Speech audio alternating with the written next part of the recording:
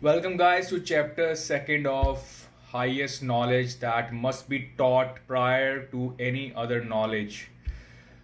Bhagavad Gita existed a long time before other religions, so consider it to be anti religion because there was no religion at that time. As well as it's meant for every human because even maximum Hindus right now don't know the real meaning of Hindu. Without Bhagavad Gita knowledge, there's no use of religion, and many have forgotten what it's meant to be religious. So maximum people doesn't know the real meaning of religion or dharma.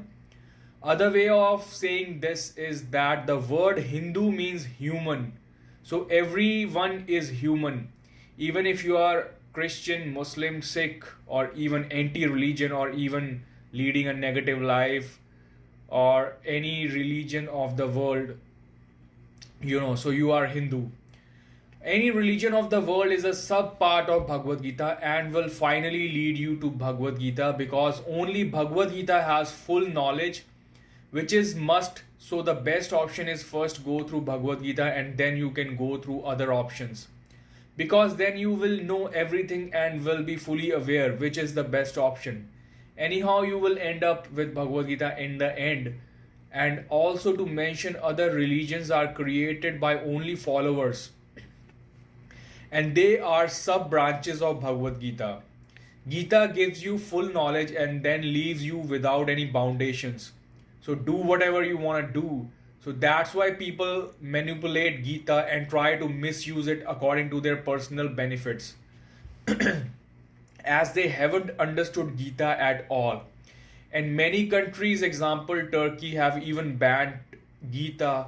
Also, different type of people see different meaning in Gita, as Gita is a multiverse and explains everything, but some people just see Gita according to their own understandings.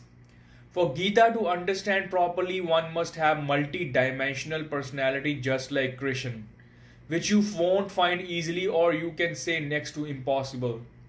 But guys, I have that kind of personality, but I have my flaws too, but at least I am aware about them. Anyhow, Gita still benefits you as you can adopt it according to your nature. So at least go through it once and then decide rather than just ignoring it. Also, Krishna is also loved by different people in different ways, like in parts. You won't find anyone who accepts Krishna completely. Any preachers, for example, Jesus, Moses, Muhammad, Guru Nanak, Mahatma Buddha, are practical implicators of Gita, meaning they just have gone through Bhagavad Gita and then they adopted Gita according to their nature to help society they were born in, and they did or said whatever is written in Gita according to the society's requirements. So all of them have different styles. Like basically they work according to their nature. So they would have said more than what is written in Gita as per society's requirements, but still it is less than what is written in Gita. Strange, right? Saying so much but still saying less than Gita. It means that even if Gita is short, it has more knowledge than any other scriptures, including the Bible, Quran, Guru Granth Sahib, Buddha saying, or anything, which means that some knowledge is missing in those other books. Not because those preachers didn't had full knowledge of Bhagavad Gita, but because it was not required at that time. Or you can say that those preachers didn't had Arjuna to teach. But if you are satisfied with other scriptures as of now, it's good for you. But at least try to go through Bhagavad Gita once and then decide rather than binding yourself. Because no scripture binds you to itself or gives you bindations to get stuck in them. So try to explore and then make your decision. Because consider Bhagavad Gita to be a master key. So all of those things will finally give you trouble at some point in your life. So then you need a master key, which is only Bhagavad Gita. Consider Gita to be the most difficult idiom, which is in short that has knowledge of all the aspects of life, meaning A to Z knowledge, and meant for high level people to crack the full code after several attempts. But still, it benefits everyone even if you are not able to understand it fully. So that's an amazing concept. Also, when you get addicted to Gita, you keep on going through it unless and until you crack the full code. And even if you are not able to crack it fully, you still benefit from whatever you understand and can adopt it practically according to your nature in your life. As Gita is all practical knowledge, so you can say Gita is a book of choice. So whoever will adopt Gita in their life and are able to crack the full code of Gita, meaning adopting it fully practically in his life, they still will be different from previously mentioned preachers because of their nature. Because no human, two humans are same in this world, and this can never happen, like it's impossible. But when a human reaches the last level, then mentally he becomes equal to Krishna or Bhagavad Gita. But after he dies physically in this world, then only he merges into Krishna or Bhagavad Gita and become one to the other humans who have already merged into Krishna or Bhagavad Gita, who will merge in the future. The previously mentioned preachers were able to crack the full code of Gita and were able to reach the last level of the human race according to their independent natures. And then they became mentally equal to Krishna or Bhagavad Gita, or you can say they died mentally, as they now have zero or no mind. So after they die physically as well, then they must have merged into Krishna or Bhagavad Gita, then they all must have become one. So unless and until they have their physical body, all of those preachers' life has different situations because of their previously generated births or karams which bind you. But after they develop zero mind, meaning they become mentally free, or you can say they die mentally, meaning they become mentally equal, they keep on preaching Bhagavad Gita to the society according to their nature. But remember, only Krishna has all the natures possible together, meaning all different natures possible with which people have the capability to merge into him. Or you can say he doesn't have any nature at all. It's difficult to understand, but both have the same meaning. Either you are complete or you are a null, because complete is also zero and null is also zero. It's the same and like one and the same thing. So thank you guys. Scriptures are created with two main objectives.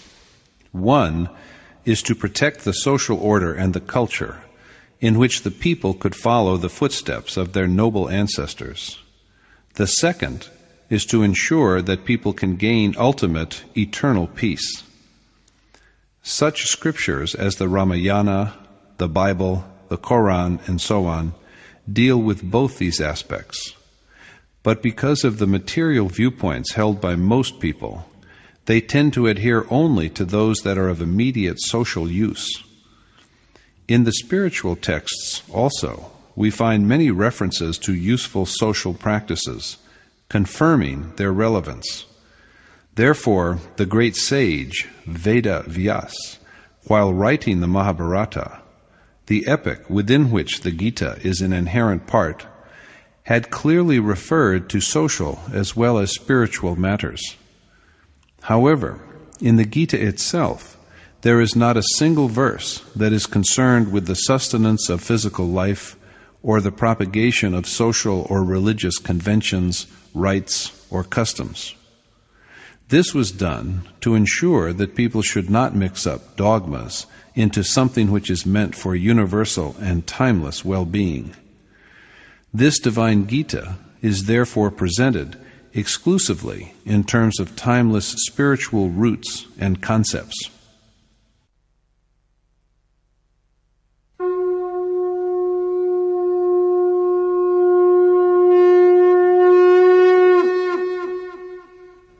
Om Shri Paramatmane Namaha. Yatart Gita Srimad Bhagavad-Gita. Chapter 2. Curiosity about action. In the nature of a preface, Chapter 1 presents the seeker's doubts and confusions. The participants in the war include all of the Kaurav and Pandav, but Arjuna alone is subject to misgivings. However, Arjuna is the very embodiment of devotion as a wayfarer on the path of spiritual quest. It is his love for God that inspires him to get ready for the war between matter and spirit. The initial stage is thus of love, of adoration. My revered teacher used to say, "Believe that adoration of the Supreme Spirit has commenced when, even while one is leading the life of a householder, there are signs of weariness and tears, and sentiment so powerful that it chokes the throat." Manifold strands are entwined in love of dharma, precept, restraint, pious association, and sentiment. In the first stage of spiritual seeking, attachment to the family looms as an obstacle. At the outset, everyone wishes to achieve the ultimate reality, but the worshipper is overtaken by despair when he realizes that after going a certain length of the way, he will have to sever all his ties of attachment to the family. So he learns to be contented with whatever customs he had followed earlier. He even quotes prevailing customs to justify his infatuation, just as Arjuna does when he insists that family rites are Sanatan Dharma. The war will cause the extinction of the Sanatan Dharma itself, and along with that, destruction of families and loss of civilized ways. Far from being an independent view of Arjuna, his ideas only reflect some inherited creeds he had acquired earlier before approaching an accomplished teacher such as Krishna. Mired in these traditions, men devise numerous religions, sects, groups small and large, and castes beyond reckoning. Some press the nose, while others pierce their ears, while yet others lose their dharma because they are touched by someone, or because their food and drink are defiled. Is it just to blame the so-called untouchables or non-Hindus for this state of affairs? By no means. The blame should rather be apportioned among those who propagate delusions in the name of Dharma.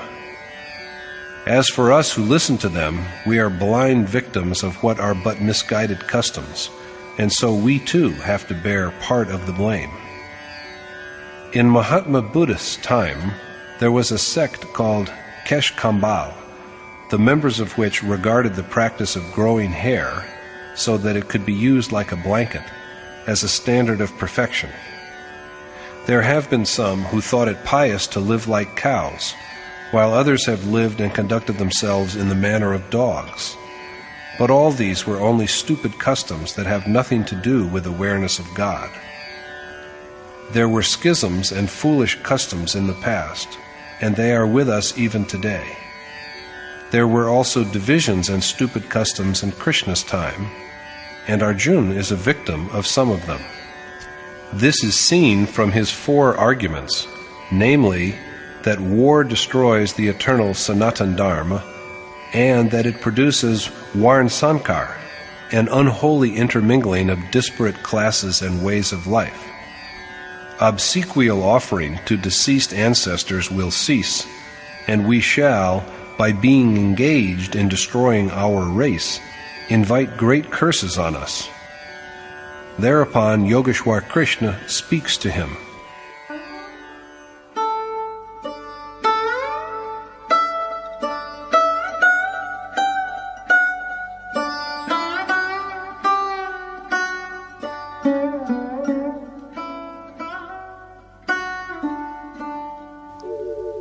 तथा कृपयाविष्टम् अश्रुपूर्णाकुलेक्षणम् विषीदन्तमिदं वाक्यम् उवाच मधुसूदनः. Sanjay said, "To him, Arjuna, whose eyes were brimming with tears of grief because he was overcome by pity, Madhusudan spoke thus." To Arjuna, his eyes filled with tears of sorrow and profound agitation, Madhusudan, the destroyer of arrogance, speaks.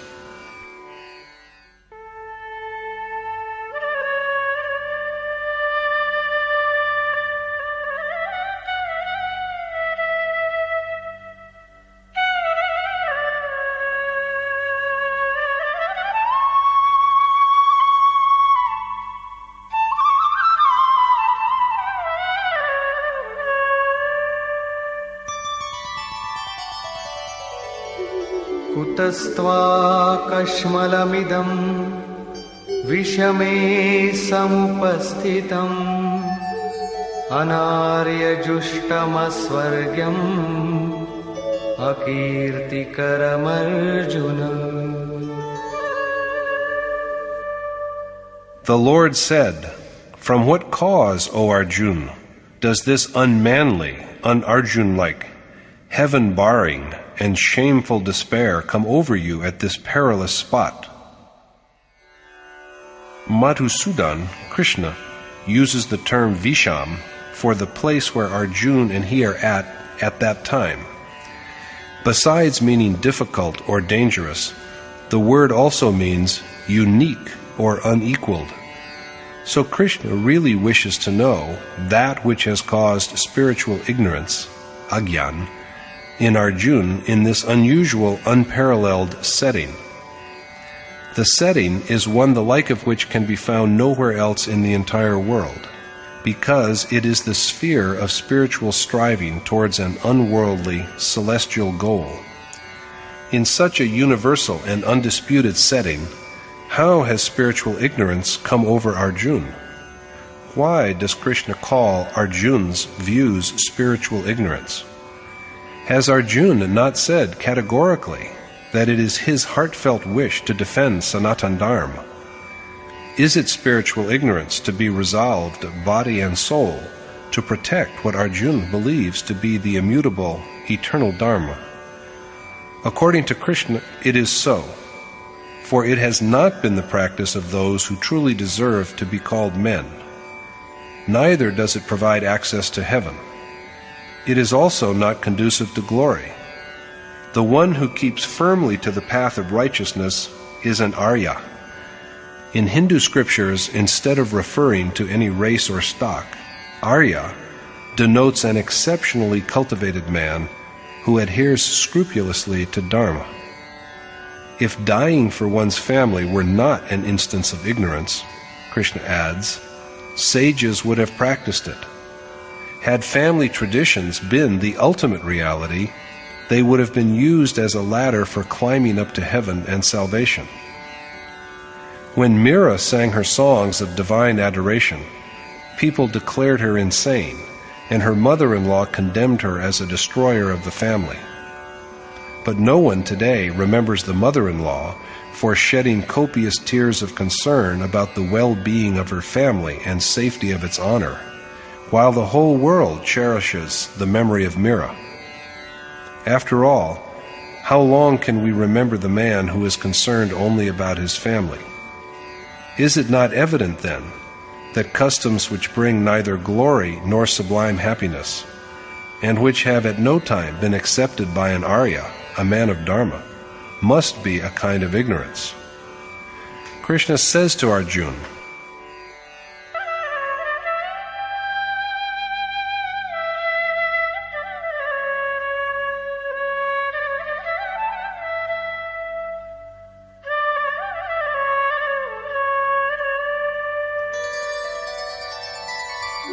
क्लैब्यं मास्मगमः Partha नैतत्त्वय्युपपद्यते क्षुद्रं हृदयदौर्बल्यं त्यक्त्वोत्तिष्ठ परन्तप. Don't give in, O Parth, to unmanliness, for it does not become you. So, O Parantap, stand up and drive away this disgraceful weakness of your heart. Krishna exhorts Arjuna not to yield to impotence. Klebhyam. Is Arjuna impotent, lacking in virility? Are we virile men? An impotent man is one who is devoid of manliness. All of us, according to our wisdom, do what we believe to be manly. A peasant who sweats day and night in his fields tries to prove his manliness by his labor. Some demonstrate their manliness in commerce, and yet others try to prove that they are real men by abusing their powers. Ironically, however, even after this lifelong display of manliness, we depart but empty-handed at the end. Is it not obvious, then, that all this is not true manliness? True manliness is self-knowledge, awareness of the soul and its divine origin. To cite yet another example from the Brihadaranyaka Upanishad, Gargi tells Yajnavalkya that a man, though endowed with sexual prowess, is yet unmanly if he has no awareness of the embodied soul. This self is the real man, Purush, radiant and unmanifest. The endeavor to know this self is true manliness, Paurush. It is because of this that Krishna asks Arjuna not to surrender to impotence. It is unworthy of him. He is a scorcher, a formidable vanquisher of foes, so he ought to reject his groveling feebleness and stand up for battle. He should give up his social attachments, for they are mere frailties. At this, Arjuna raises his third question. Katham bhishmamaham sankhe dronancha madhusudana ishubhi pratiyotsyami pujarha varisudana.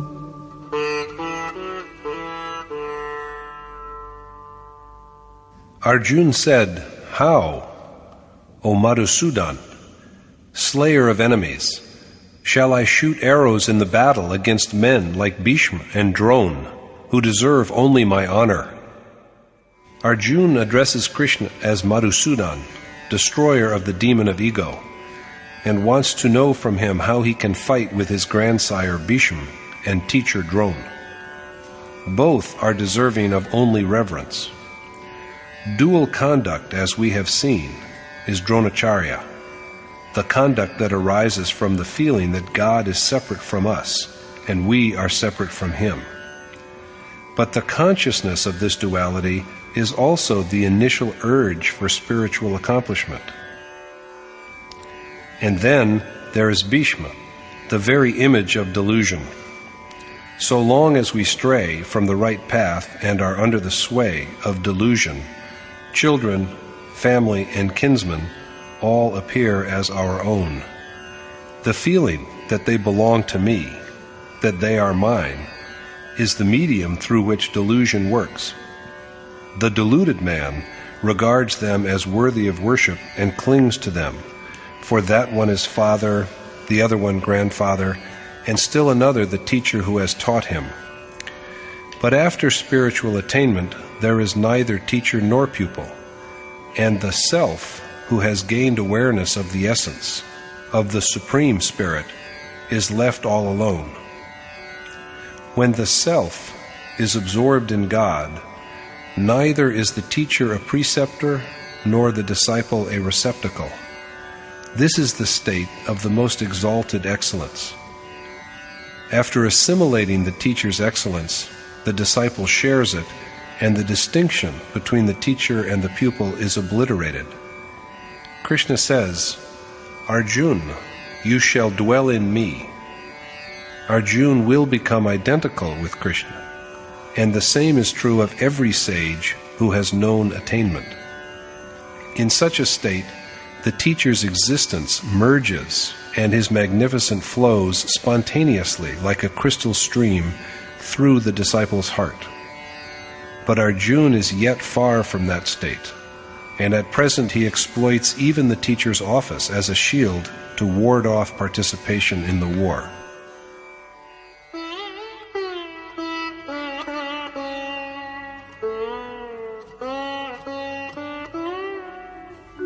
Gurun hatva hi mahanubhavan Shreyo bhoktum bhaikshamapi haloke Hatvartha kamastu gurunihaiva Bhunjiya bhogan rudhira pradigdhan. Even to live in this world as a mendicant begging for alms is better than killing teachers, for if I kill them, all my joys and riches and desires in this world will be drenched in their blood. Arjuna prefers the life of a beggar who lives on alms to killing his teachers, rather than meaning to beg for livelihood, for the sustenance of the body. Begging here denotes soliciting great men through rendering even a half-hearted service to them for the favor of propitious fortune. Food is the only God, after partaking of which the soul's hunger is assuaged forever. That he should, even though in small measures, continue to taste the manna of God's excellence by serving and soliciting a sage, without having to part with his family, is the craving behind Arjuna's tearful appeal. Don't most of us do the same? It is our aspiration that we should gradually, at some point, achieve spiritual liberation without having to destroy the ties of familial love and attachment. But there is no such way for the seeker who has achieved a higher level of accomplishment than this, and is strong enough to face the war raging on the battlefield of his heart. Soliciting and imploring like an almsman, rather than doing something on one's own, is like begging for food like a mendicant. In the Dhammadayad Sutta of Majjhima Nikaya, Mahatma Buddha has also declared the food obtained by begging inferior because it is like flesh received as alms. How will he profit, Arjuna asks, by killing his teachers? What else can the world reward him with for this crime but the unnatural enjoyment of blood-stained pleasures of sensual gratification and material prosperity? It appears from this that he perhaps believes that loving adoration of God will augment his worldly happiness. So his only achievement, even after the most strenuous struggle, he believes, can be nothing more than enjoyment of riches which sustain the body and sensual pleasures. He goes on to make yet another reasoning.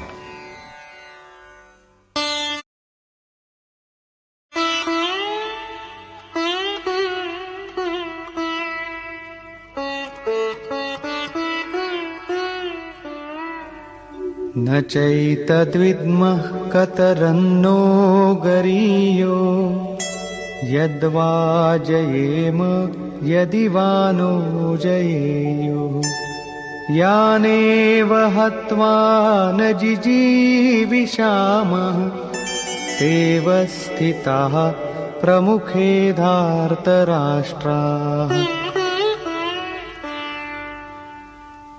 I hardly know which is better, there the Kauravas conquering us or our conquering them.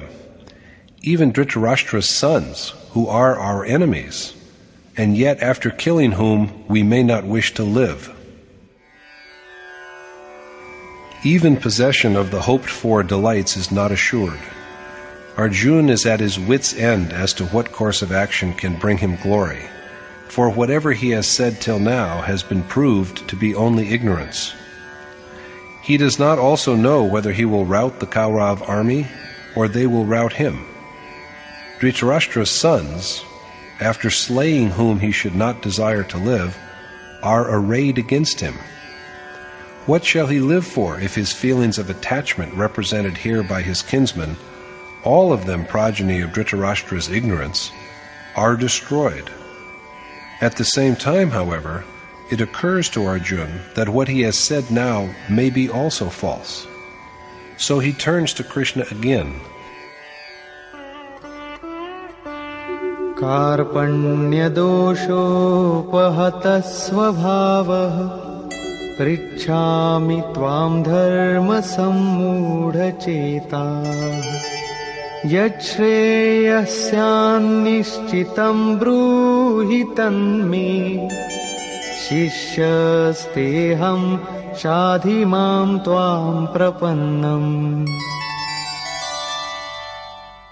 With my mind swamped with feeble pity and confusion regarding duty, I entreat you to instruct me as to what is definitely conducive to my glory, for I am your disciple and have taken refuge in you. With his heart enfeebled by pity and his mind clouded with infatuation in regard to Dharma, Arjuna begs Krishna to tell him the means that will definitely be the most conducive to what is supremely propitious for him. But why should Krishna do this? According to Arjuna, it is Krishna's duty to show him the right path, because he, Arjuna, is a disciple who has found shelter under him. At this point, Arjuna's surrender is complete. Until now, he had thought himself an equal of Krishna in merit, and in fact, even superior to him in certain skills. But now, he really puts himself at the mercy of his charioteer. An accomplished teacher dwells in his disciple's heart and is always by his side until the goal is reached. If he is not there by his side, the pupil may falter in his quest. Like the guardians of a maiden who protect her till her marriage, an accomplished teacher acts as a charioteer who skillfully maneuvers his disciple's soul safely across the perilous valleys of nature. Arjuna now makes one more submission. Nahi prapashyami mamapanudyat yacchokamuchoshanamindriyana avapya bhumavasapatnamriddham rajyam suranamapi chadhipatyam. I do not see that obtaining an undisputed and profitable dominion over the whole earth, or, for that matter, even lordship over the gods, can cure the grief that is wearing out my senses. Arjuna cannot believe that even a secure and lucrative realm extending across the whole earth, or even an Indra-like lordship over the gods of heaven, can help him get rid of the sorrow that is withering his senses. If his grief is unabated, what shall he do with all these acquisitions? He begs to be excused from fighting in the war if these are to be his only rewards in return. He is utterly disheartened, and he does not know what to say after this.